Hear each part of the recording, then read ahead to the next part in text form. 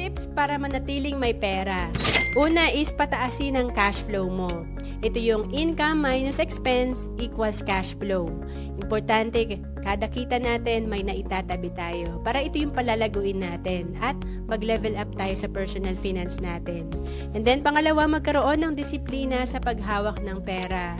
Kasi pwedeng kumikita ka, marami kang part-time career, marami kang sources of income, pero kung malaki din ang gastos mo, mahirap din, wala tayo na itatabi or nabibuild na investment.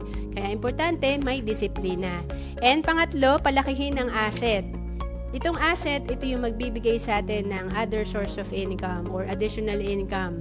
Ang asset, kagaya ng real estate, investment, kagaya ng mutual funds, stocks, and importante talaga, naka-diversify yung pera natin. Itong asset natin, ito yung magiging source of passive income natin. And kung naghahanap ka kung saan ka pwede magsimulang mag-invest, pwede ka sa Kaiser. Ito rin yung sinimulan ko noong 2012. Tatlo na yung meron ka. Investment, healthcare, at life insurance. For as low as 2,647 per month, pwede ka na magsimula sa Kaiser. 7 years ka lang mag-iipon. To know more about Kaiser, message mo lang ako sa FB, Roan Celis Capistrano.